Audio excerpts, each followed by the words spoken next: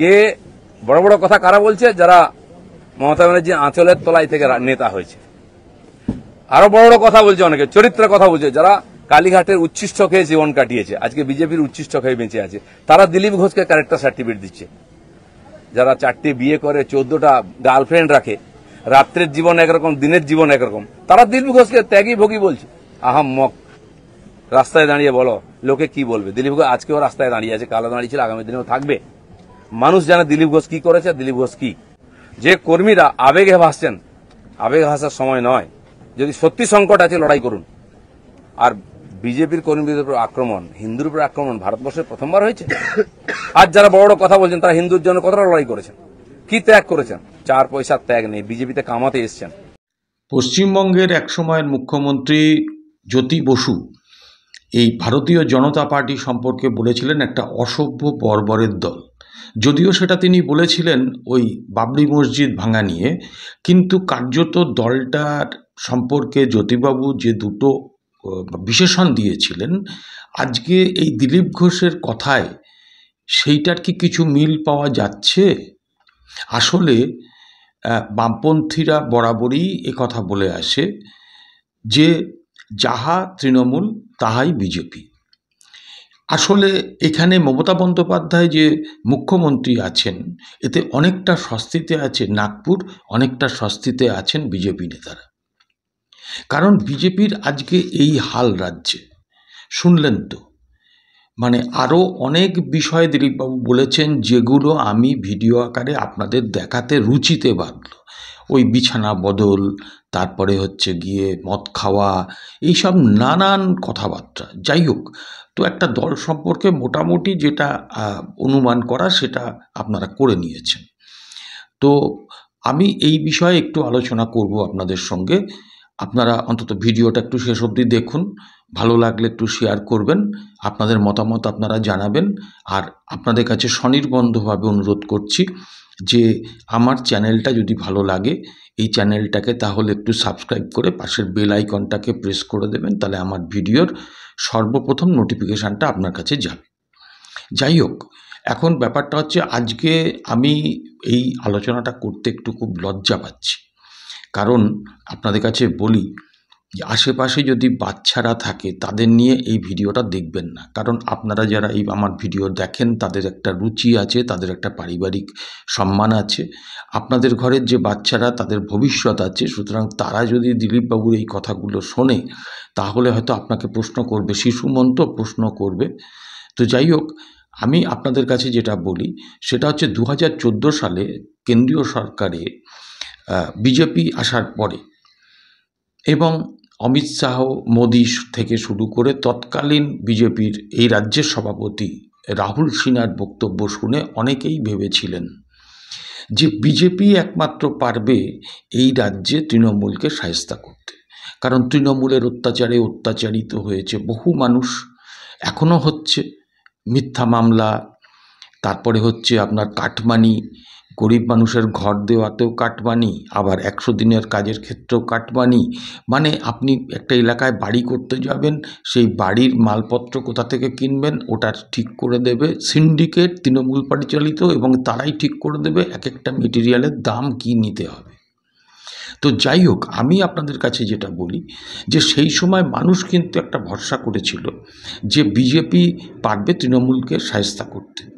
কিন্তু কার্যত যেটা দেখা গেল সেটা হচ্ছে যে বিজেপি এই যে দল, তার যে মানে বিষয়বস্তুটা, তার যে কালচার, তার যে সংস্কৃতি, যেটা দিলীপবাবু বললেন, আমি ধরেই নেব যে তিনি সত্যি কথাই বলেছেন। কারণ তিনি ওই দলটাতে ভেতর থেকে যতটা চেনেন, আমরা ততটা চিনি না।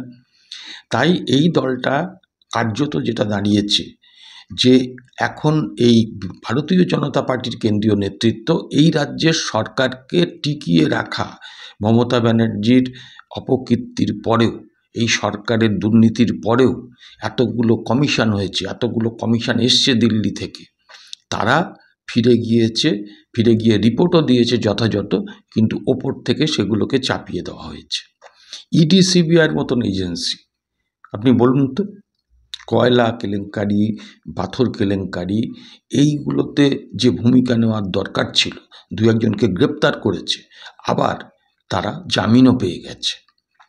এবং দেশদ্রোহী কথাবার্তা সব থেকে বেশি বলে তৃণমূলের নেতারা। আজকে তাদের বিরুদ্ধে কোনো ব্যবস্থা কেন্দ্রীয় সংস্থা থেকে নেওয়া হচ্ছে না। আচ্ছা বলুন তো, মুর্শিদাবাদের যে ঘটনাটা ঘটল, সেই ঘটনায় যারা হিন্দুত্বের কথা বলে, এতগুলো হিন্দু যারা আজকে এখানে ধরুন আপনাদের কথা অনুযায়ী আত্মবলিদান দিল বা স্যাক্রিফাইস করলো, ঘর ছাড়া হয়েছে, আজকে এই রাজ্য থেকে তো শুভেন্দু অধিকারী বিরোধী দলের নেতা, তিনি দাবি তুলেছিলেন এনআইএ তদন্তের। দিল্লি করলো না কেন? এনআইএ তদন্ত করলে কারা ফাঁসত? নিশ্চয়ই বিজেপি নয়। তাহলে বিজেপির আপত্তিটা কোথায়? এগুলো আজকে ভাবার জন্য আপনাদের বলছি। আজকে এই বিজেপি এবং তৃণমূলের একটা বাইনারি তৈরির চেষ্টা চলছে, ভোটটাকে ভাগাভাগি করে এই দুটো দলের মধ্যে নেওয়ার জন্য, আর অপ্রাসঙ্গিক করে দেওয়া উদ্দেশ্য হচ্ছে বামপন্থীদের। দেখুন, বামপন্থীরা ক্ষমতায় এই মুহূর্তে আসবে, এটা একেবারে বামপন্থীদের মানে শীর্ষ পর্যায়ের নেতা থেকে গ্রাউন্ড লেভেলের কর্মী পর্যন্ত কেউ মনে করে না। কিন্তু অপ্রাসঙ্গিক যেটা করা হচ্ছে সেটা শুধু বিজেপি বা তৃণমূল দলের পক্ষ থেকে না, এক শ্রেণীর কর্পোরেট মিডিয়া তারাও কিন্তু কোমর বেঁধে নেমেছে। রুটি রুজির লড়াই, স্বাস্থ্যের লড়াই, আজকে বাসস্থানের লড়াই, দুর্নীতির বিরুদ্ধে লড়াই, যেগুলো বামপন্থীরা করছেন সেই খবরগুলোকে ছোট করে দেওয়া হচ্ছে। আর দিলীপ ঘোষের বিয়ে কিংবা জগন্নাথ মন্দির উদ্বোধন, এটাকে আজকে ফলাও করে দেখানো হচ্ছে।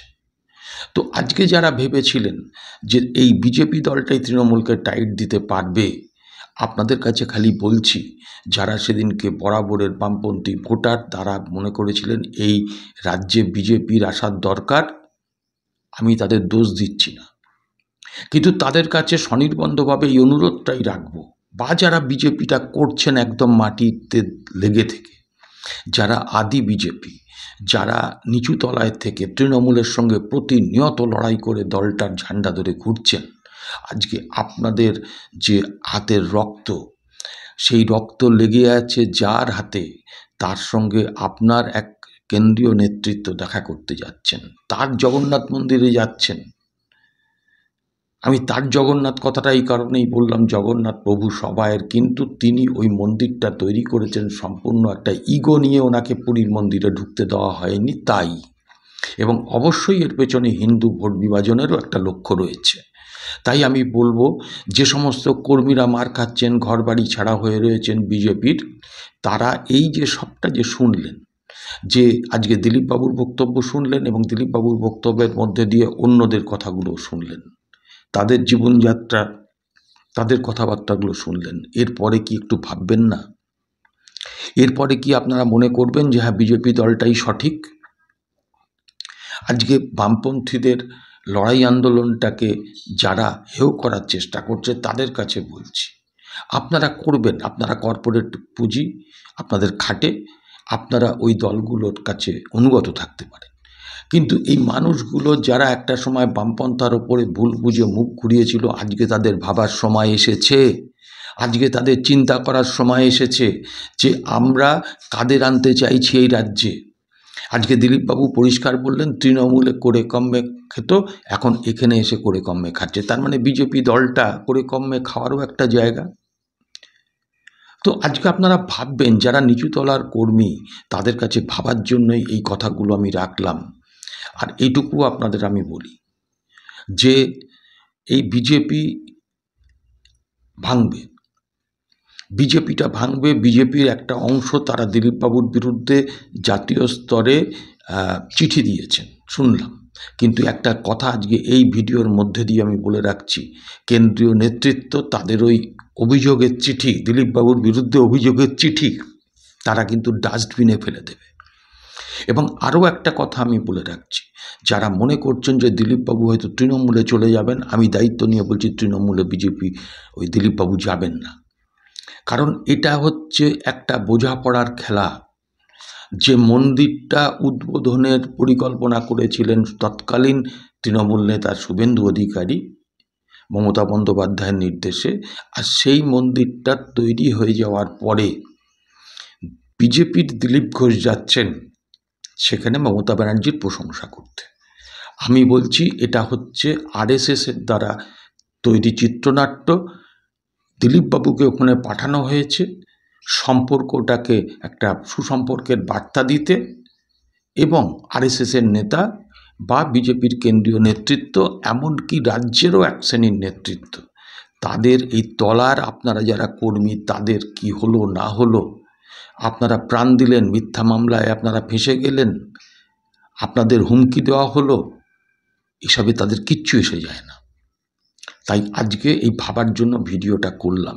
একটু ভাববেন, ভিডিওটা ভালো লাগলে শেয়ার করবেন, লাইক করবেন, আপনাদের মতামত জানাবেন, এবং অবশ্যই অনুরোধ, চ্যানেলটাকে ভালো লাগলে একটু সাবস্ক্রাইব করে পাশের বেল আইকনটাকে প্রেস করে দেবেন।